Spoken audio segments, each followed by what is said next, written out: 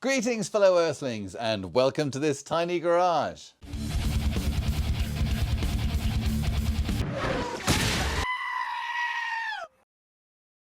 Finally, this week, after a lot of research and setup, we get to take this car apart enough to take the engine out. Before we go any further though, I do want to say thank you to Kai Nipper, Ken Cross and David Gray. Thank you for subscribing and also thank you for the great comments and advice. I really appreciate it. Now, without any further ado, let's actually work on the car.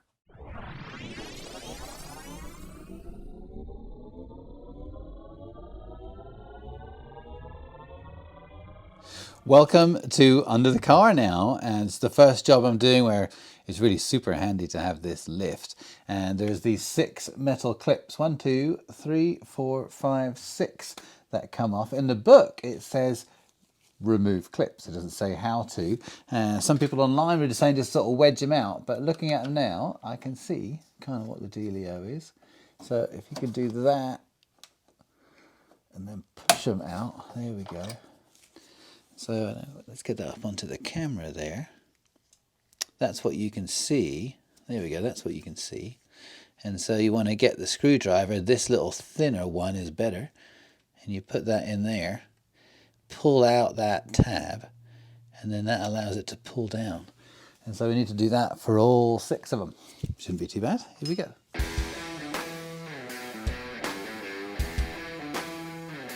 With the clips off, the next step is these 10mm plastic nuts. There's 4 of them. One there, and then 1 at the back on each side. So 4 total for this front panel. It's already kind of loose, and that should come off.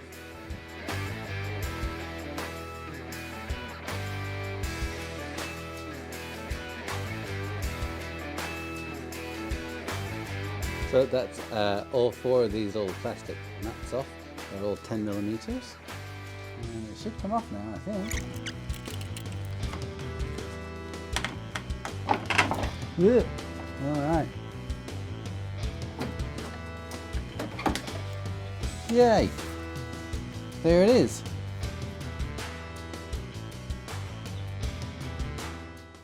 You can see here, this is where the front under tray ended, and that's the back of the car back there. And so along the sides of this, there is just a bunch of these 10mm plastic nuts to take off.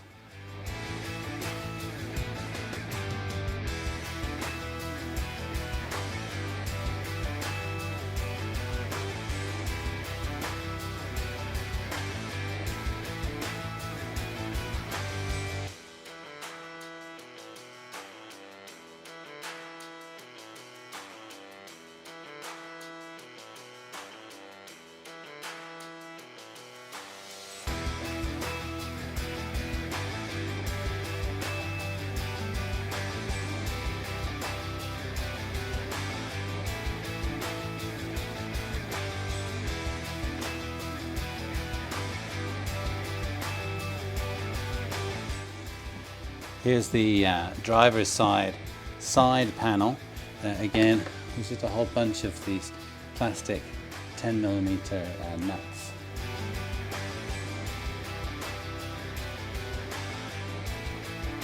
Okay, and there's that rear under tray. Kind of needed to take off that driver's side under tray to get to one of its bolts in particular. Here you can see the under trays laid out. That's the front one at the bottom of the screen, and on the rear right you can see that extra driver's side one that you had to take off really to get the rear one off properly. The first step in draining the cooling system is to open the coolant manifold. That's with the H5 Allen wrench. And the Porsche coolant is pink. Who knew? The next part of the cooling system to drain is this small hose right next to that manifold. I got these new Craftsman hose clamp removal pliers and they're amazing. You should definitely get some. Compared to using channel locks or pliers, it's a dream. Right next to that small coolant hose is a larger coolant hose using a 7mm socket on a little screwdriver thingy. That was a really easy way of opening that rather than using the screwdriver part of it, which can be frustrating. And that one was tricky to get off. I wrestled with that one quite a bit, as you can imagine. In the end, I used this plastic trim tool, which comes in handy for everything but trim. And I'd wedge that without trying to damage anything between the rubber and the metal, just to start pulling it away. And it did kind of work. Once it sort of got free, it was able to rotate a little bit, and then that was it. It broke off and more pink goo. A good amount of coolant came out. I'd say almost 5 gallons, not quite, that kind of thing.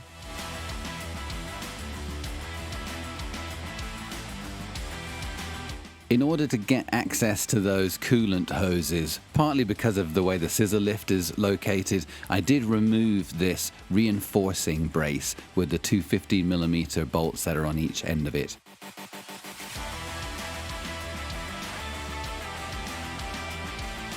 Underneath the car on the passenger's rear, that's the passenger rear wheel you can see there is these two coolant hoses as well that I used that same Craftsman tool, and that made light work of opening them up. They were pretty stiff as well, but again, just sort of working them, they eventually broke loose and I was able to drain them.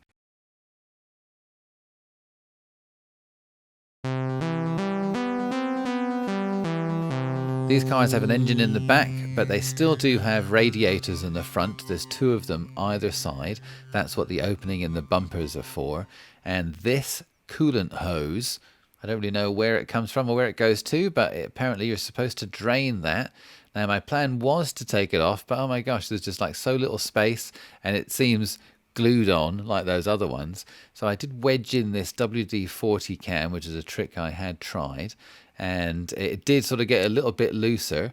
But in the end, it seemed if I could just wedge that little straw from the WD-40 can in there, the water would flow out, or this pink coolant stuff would flow out, and it worked for now. It did drain as much as it was able to get to for that level of that hose.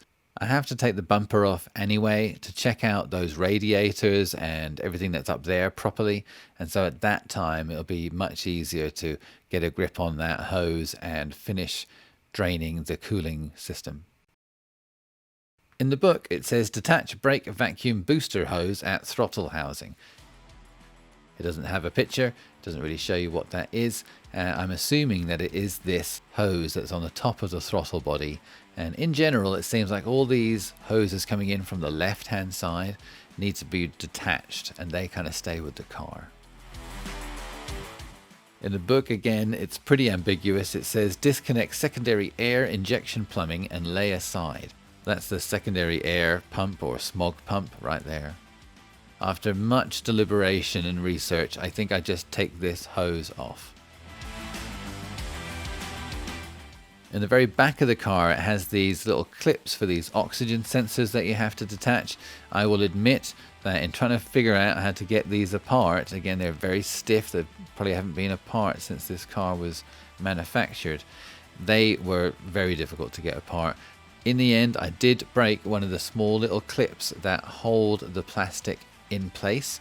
It won't make any difference, I think, to its operation. I might replace them, but again, we'll see how this project goes depending on whether I would do that or not. Moving on now to the power steering reservoir. You're supposed to drain the fluid from it. The fluid that's in there is called pentosan. Apparently it's not good to get that onto belts and hoses, so I'm covering that up with a rag. I have this power belt fluid suction device, and it was rubbish. It wouldn't pick up any of the fluid at all. I ended up going old-fashioned and just putting a hose in there and sucking it out with my mouth and putting that into a bucket, and it just took a few minutes and it worked just fine. After removing the 10mm bolt that is on the power steering reservoir bracket, you're supposed to undo this collar that's at the base of the reservoir by turning it counterclockwise. Now that's all well and good, and I could kind of see it. I know you guys can't see it right now, but oh my gosh, trying to get my huge caveman hands in there, it was impossible. And so I saw these 4 bolts of the throttle body staring me in the face, and I felt it might be worth a go to try to take that off to get more space for my meat hooks. Looked good to begin with. It's pretty easy to take off. And of course this metal clip, I tried many different ways. It seems pretty obvious. There's two little tabs on the side. You push them in and then, you know, they click and then you pull off and everything is good. But no, it just wouldn't do it. I got some of this electrical cleaner and I sprayed that into, you know, trying to get it in the edge and melt any dirt that might be in there. And then finally, the answer was getting a small screwdriver to assist in getting those tabs to lift up. And then after that, it was just depressingly easy to pull it off. The throttle body was kind of dirty. I will clean that before putting it back on. With the throttle body off, I was then able to see those same 7mm Circlips holding that black plastic throttle body part together onto the hoses that go to the intake. And I felt that if I could loosen them, I might be able to rotate that plastic part up and get more space. Bingo. And look, you can actually see what I'm talking about. There's a little collar on there that you're supposed to rotate. After some more encouragement from WD-40, it did start moving a lot more freely. And in the end, it doesn't really move that much. Maybe from like 11 o'clock through to 9 p.m., you know, that kind of thing. Not a bunch. Even with that collar rotated to the correct position, the reservoir did not want to come out. Finally, the rotating motion that you see me doing there, rocking round and round and round, wiggle, wiggle, wiggle, that eventually did make it break free, as if it was nothing in the end. And then there's that little breather hose, I guess, that goes into that little metal clip in the back. And then that was it, thank God. That was much more challenging than expected. I was just afraid I was going to break it. That really was the challenge.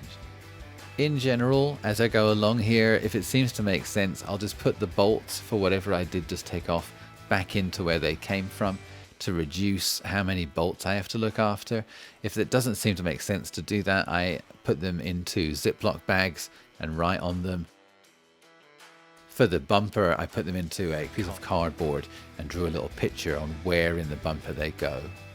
Next on the list is the B+ junction box, which I suppose is a main electrical connection to the engine. You open this little door and there it is. I thought it'd be easy to take off, but it was quite resistant to my electric socket wrench.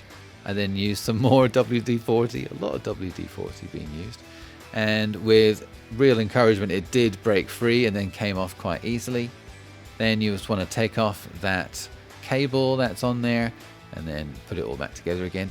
That's going to come off of the engine then, but the cable will stay with the car. That bracket has two 10mm nuts on the side. I will freely admit that I did drop one of them in there, and to the best of my abilities, I searched through that thing with that magnet finder device, and I could not find it. Though I am taking the engine out, so I figure one way or the other, I'm going to come across that little thing at some time. Then the bracket for the B+ junction box has to come off. And like so many things, it seemed like it just wasn't supposed to come off. A bit more WD-40 and a little bit more of that plastic tool, and it did. It came off as if it was supposed to. But to begin with, it just really felt like it wasn't supposed to come off, and I was just going to be snapping off a piece of plastic. So bear that in mind if you're trying to do this yourself. Then just putting those 10mm bolts back again in the hope of finding them in the future. Unfortunately, that is all we have time for this week. Thank you very much for watching. Till next time.